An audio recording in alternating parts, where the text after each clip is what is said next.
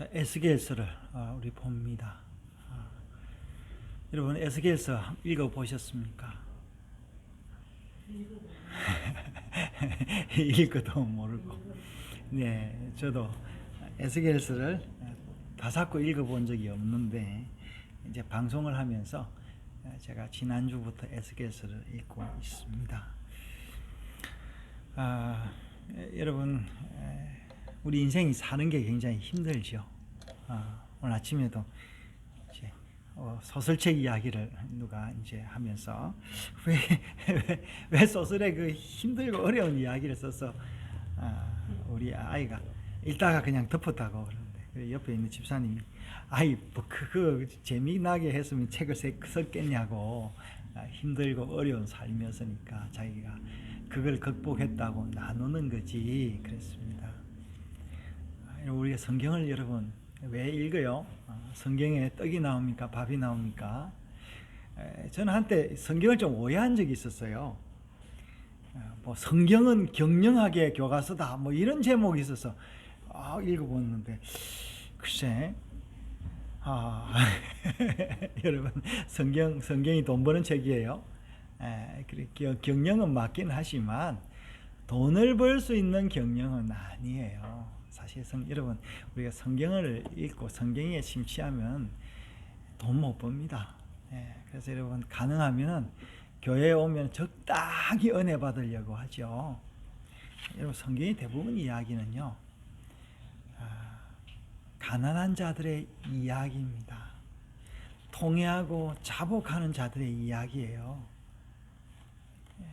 여러분 그것이 어떻게 통회하고 자복하고 힘들고 어려운데 어떻게 그거를 계속 기억하며 읽고 살아갈까? 제가 아까 말씀드렸는데 오늘이 이스라엘 달력으로 7월 10일 욤키프로 대속죄일입니다. 이제 이스라엘 사람들은 이날 아무 음식을 먹지 않고 그 음식을 먹지 않음으로써 자기를 괴롭힙니다. 그리고 아무 일도 하지 않아요. 여러분 먹지도 않고 일도 하지 않는 게 굉장히 괴로운 거잖아요. 그죠? 물론 뭐 유튜브도 안 보고 아무 영상도 안 보죠. 말도 안 하고 굉장히 괴로운 일이죠. 이것이 과연 우리의 그 정신세계에 도움이 될까? 그런데 여러분 맞습니다. 이것이 도움이 됩니다. 이 대속죄일 자체가요 이스라엘이 죄를 범했는데 모세가 첫 번째 그 돌판을 가지고 왔을 때 이스라엘 백성이 이제 금송아지를 만들어서 숭배하고 있었는데 모세가 그거를 던져서 깨뜨려 버렸죠. 그 두 번째 돌판을 받고 내려와서 아마 그날을 대속죄일로 정한 것 같아 이제 이렇게 이야기를 하고 있습니다. 자 에스겔서 우리 읽었는데요. 여러분 에스겔이라는 사람은 굉장히 불행한 사람이에요. 오늘 말씀해 보니까 뭐라고 되어 있습니까? 30째 해 넷째 달 초닷새 해 이렇게 이야기를 하고 있습니다. 아마 30째 해는 뭐 의견이 분분합니다만 에스겔의 나이인 것 같아요. 내가 30년 되는 그 해에 넷째 달 그리고 5일에 자기가 강가에 있었어요. 강가에. 왜 강가에 있었겠어요? 거발 강가인데 이 거발강은 어디냐면 유프라테스와 티그리스 강 사이에 있는 여러 지류들이 있는데 그 강가에 있었던 거예요. 그럼 그 당시 사람들은 어디 살았냐 하니까 텔아비브 살았어요. 텔아비브. 여기서 텔아비브가 나옵니다. 텔아비브 하니까 텔은 히브리 말로 언덕이에요. 아비브는 봄이다 뭐 그런 말인데 텔아비브 그 앞에 있는 강 거발 강가에 에스겔이 거닐고 있었는데 우리가 오늘 말씀해 보면은 에스겔이 누구라 했어요? 부시의 아들로 제사장이었다. 이제 이스라엘에서 있었으면은 제사장으로서의 임무를 이제 30살이 됐으니까 본격적으로 제사 임무를 할 건데 이제 잡혀와 놓으니까 제사 임무를 못한 자신을 한탄하고 있었는지 모르겠어요. 이제 이때 여러분 에스겔이 얼마나 분통이 났겠어요. 여러분 에스겔서를 보면 에스겔서가 48장까지 굉장히 깁니다. 이 짧은 이 서신 이제 예언서는 뭐 어떻게 보면은 탁 하면 설 수 있는데 이 긴 예언서는요 굉장히 호흡이 길어야 됩니다. 호흡이 길어야 돼요. 그러면 이 에스겔의 그 저력이 어디서 나왔겠습니까? 아마 제사장 가문으로서 토라 모세 율법을 다 외우고 있었던 그런 그 제사장의 아들이 아니었나 싶어요. 이런 제사장으로서 에스겔이 굉장히 울분이 있었어요. 그러니까 무리하고 같이 못 사는 거 아니에요. 지금도 마찬가지입니다. 모든 사람이 다 돈 벌려고 그러고 모든 사람이 다 잘 되려고 그러고 속이고 빼앗아서 살려고 하는데 어떤 사람이 와서 우리 그래 살면 안 돼 이렇게 하면 다른 사람들이 어떻게 되겠어요? 니 가라, 니 혼자 살아라 그러지 않겠어요? 그때나 지금이나 여러분 우리가 진실되게 말씀으로 사는 것은 굉장히 어렵습니다. 에스겔이 아마 무리하고 어울리지 못했을 거예요. 왜 어울리지 못했냐? 진리를 가지고 있었기 때문에. 그가 그발 강가에서 거닐고 있었다는 거죠. 근데 그발 강가에서 거닐고 있었는데 여호와께서 3절에 보니까 4절에 보니까요. 3절 마지막 권능이 임했다 그랬어요. 능력이 임했다. 여러분 능력이 임하면 뭐 합니까? 신약에서 능력이 임하니까 뭐예요? 여러분 세상에서는 능력자가 어떤 사람이 능력자예요? 아브라함 집사님 어떤 사람이 능력자예요? 돈 잘 버는 사람이 능력자죠. 수단과 방법을 가리지 않고 내가 하고 싶은 일을 지지 않고 이기는 그 사람이 능력자인데 그 에스겔의 권능이 임해서 에스겔은 어땠을까요? 여러분 가장 큰 능력자가 누군지 아세요? 세상 남을 이기는 사람은요 상대방을 쓰러뜨리지 않는 사람 능력자예요. 그것도 작은 능력이라 할 수 있습니다. 뭐 돈을 벌 수 있는 것도 능력이라 할 수 있는데 여러분 진짜 큰 능력은 뭘까요? 내 자신을 이기는 것이 가장 큰 능력입니다. 화를 참지 못하는 사람, 뻑하면 화내는 사람, 자기를 참지 못하는 거죠. 내가 해야 되지 않았는데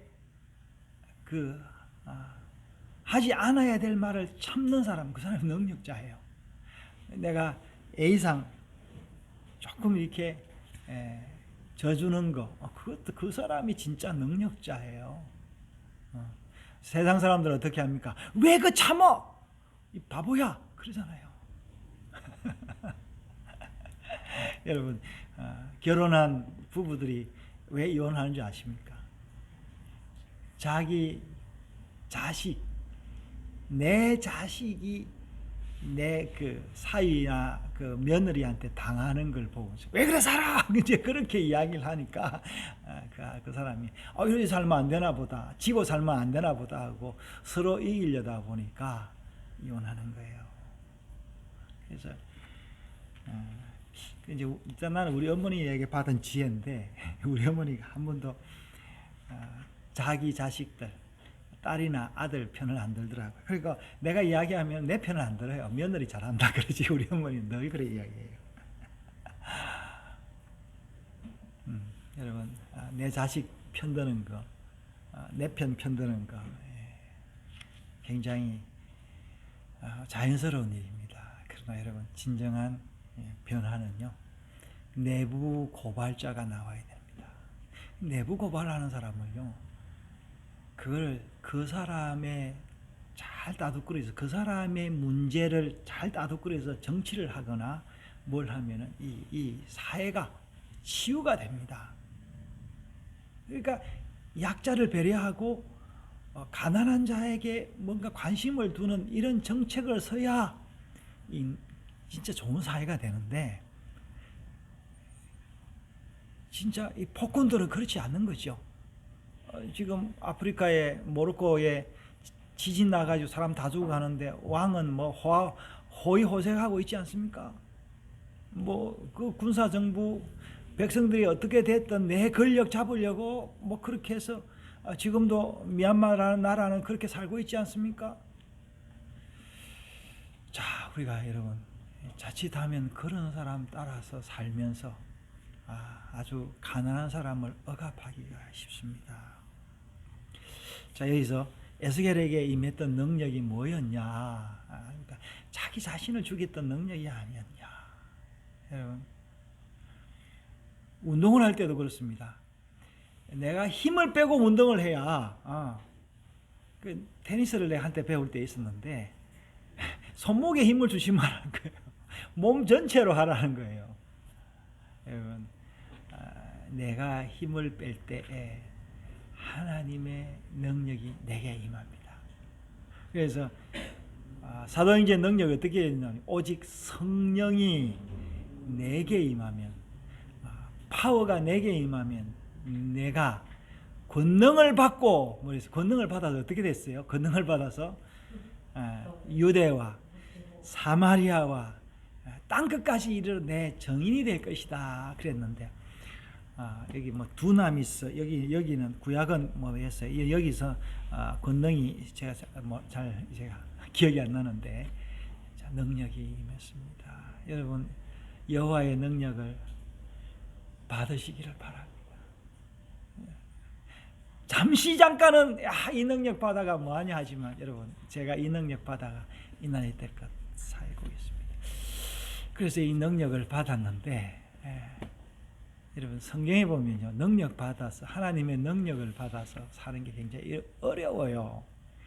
다윗은 왕이었는데도 하나님 말씀대로 하니까 주변에 대적이 얼마나 많았는지 모릅니다.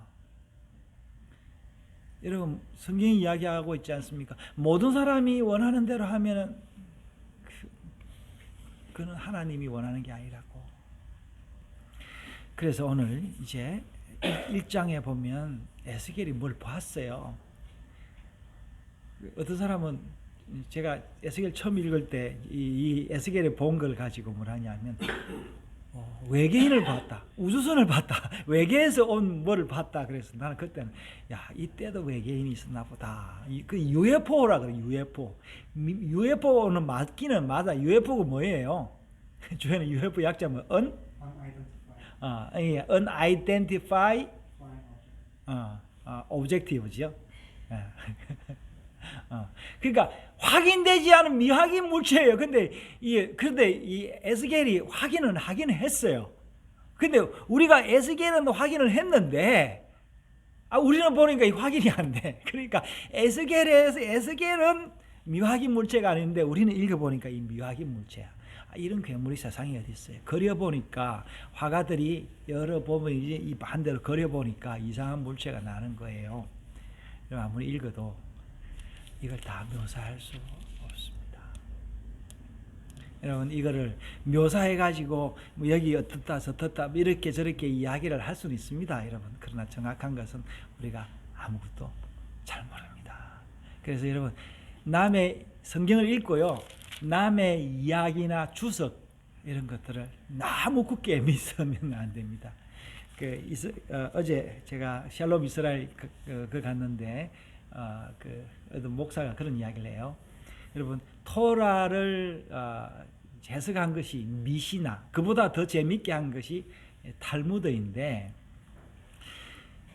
이런 이야기를 한답니다.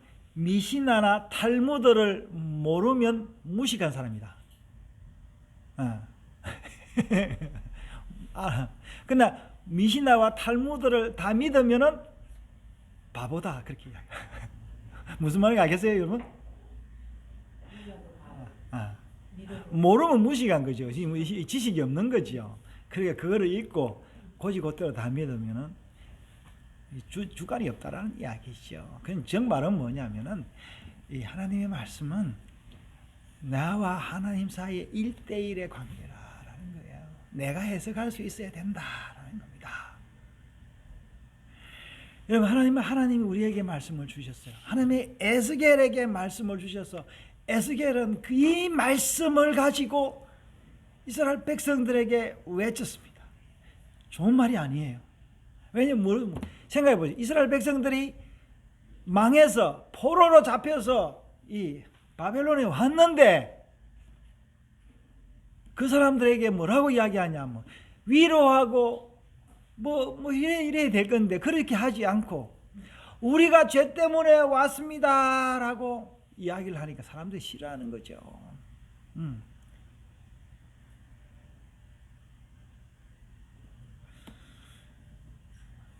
여러분, 제가 젊을 때요.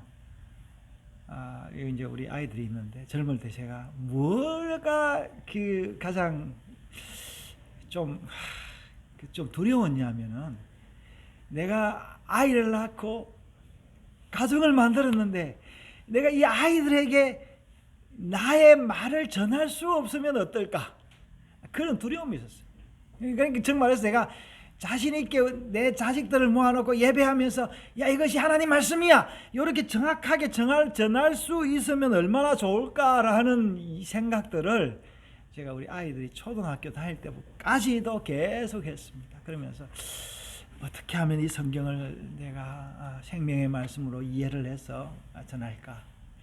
여러분, 교회 개척을 하는데요, 목사가 교회 개척하면 당연한 걸 생각을 하는데 교회 개척을 했는데 개척을 하다가 설교를 하다가 말씀이 떨어지면 어떨까 그런 두려움이 제게 있었어요. 실제로. 여러분 어떻습니까? 여러분 인생에 뭐 성공을 향해서 달려가시오, 돈을 벌려고 하고 여러 가지 일을 하는데 좋습니다. 여러분 그런 생각 안 해봤어요? 혹시 내가 이 일을 하다가 넘어지면 못 일어나면 어떻게 할까? 그런 두려움 없었어요. 내가 지금 늙어가고 있는데 이 늙으면 많은 게 시간이고 몸도 허약한데 어디 가고 싶어도 갈 데도 없는데 내가 뭘 하며 지낼까? 저도 그런 생각 지금도 하고 있습니다. 그런데 여러분, 제가 이것을 극복한 게 뭐냐? 하나님의 말씀이 내게 있다. 이스라엘 여러분, 에스겔이 이스라엘 백성이 이 말씀을 전했는데 듣지를 않아요. 그리고 하나님이 에스겔에게 여기 보면요, 별의 별 모습을 다 이야기해요.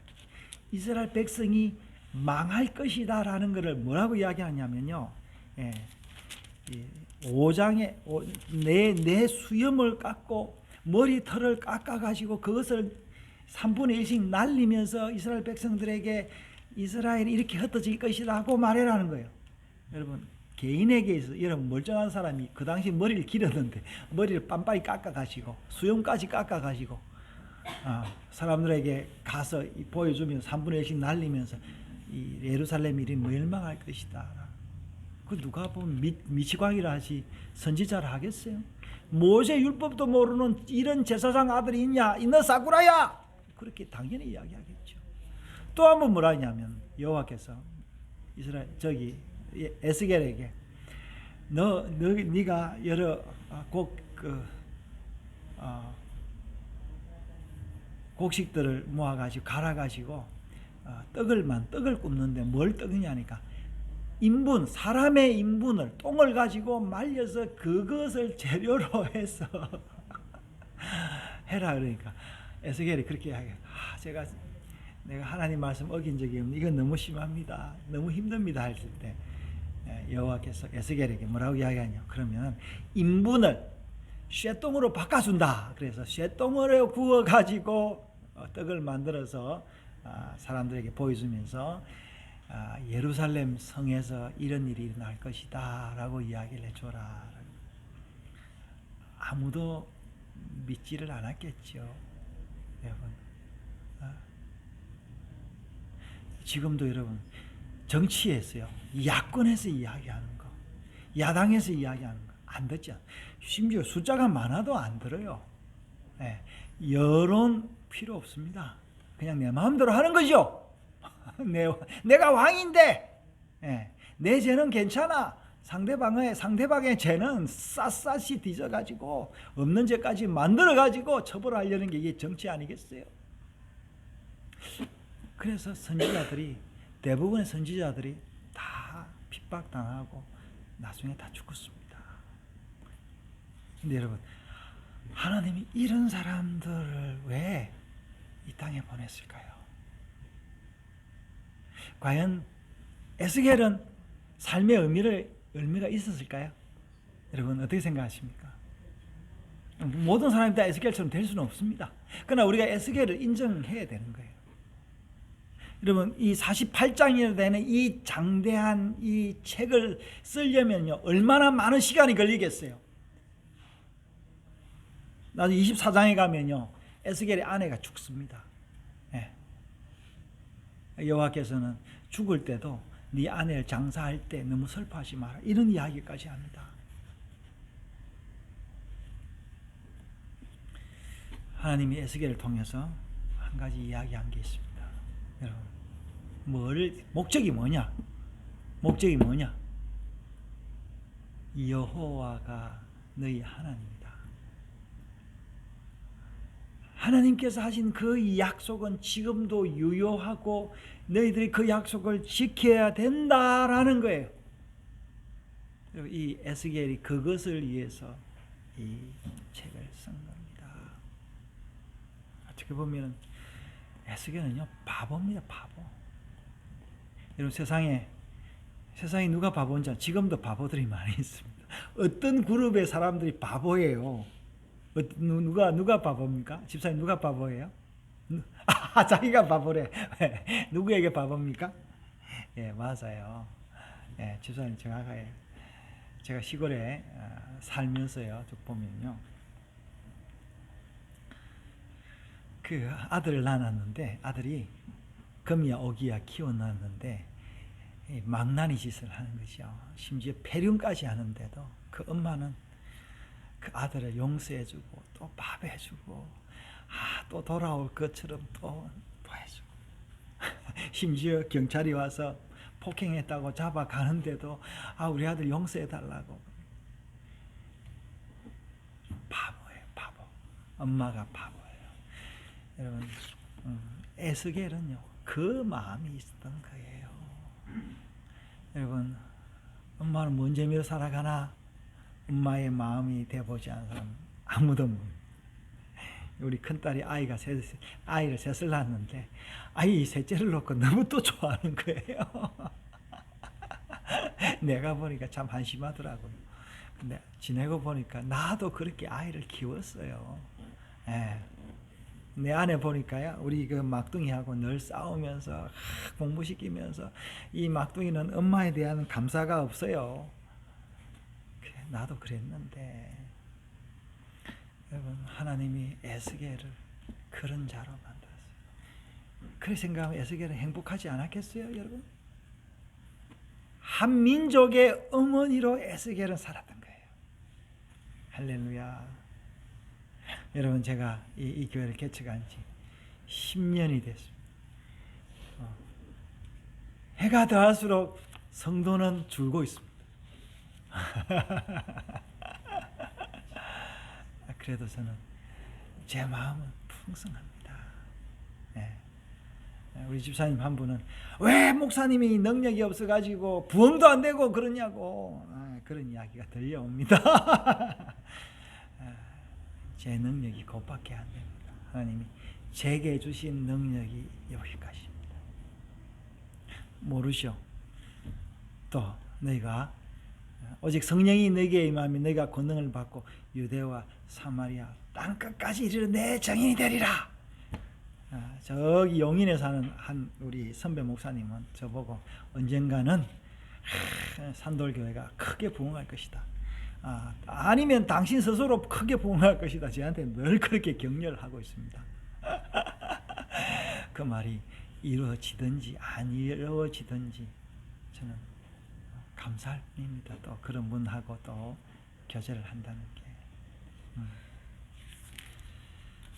여러분 에스겔이 보았던 그 환상, 거발 강가에서 보았던 그 환상, 텔아비브에 살면서 보았던 그 말씀과 그 메시지들이 에스겔 쭉 나옵니다. 여러분 에스겔을 몰라도 읽으면서 에스겔의 마음을 이해하면서 한번 읽으시기 바랍니다. 여러분 다 이해할 수가 없습니다. 우리가 이 언어의 갭, 문화의 갭, 시대의 갭을 어떻게 다 메우겠습니까? 그러나 분명한 것은 에스겔의 하나님이 나의 하나님이다. 여러분 에스겔이란 말은 무슨 말이냐면요, 엘이거든요. 엘 하나님이죠. 이 앞에는 이사크 해가지고 여기가 하사크인데요. 앞에 요더가 붙어가지고 이게 변해가지고 하나님이 강하게 하신다. 그 말이 에스겔의 이름의 의미입니다. 여러분 하나님이 에스겔을 강하게 하셨기 때문에 그는 그의 사명을 가지고 48장이나 되는 이 성경을 기록했던 겁니다. 여러분 이것은 누구를 위해서? 우리를 위해서, 어떤 사람을 위해서? 바보 같은 사람을 위해서 기록했다. 그 바보 같은 그 메시지가 오늘 지금도 살아서 구원의 메시지로 요요히 내려오고 있습니다. 이 말씀이 오늘 우리에게 임했습니다. 하나님 아버지, 우리로 에스겔의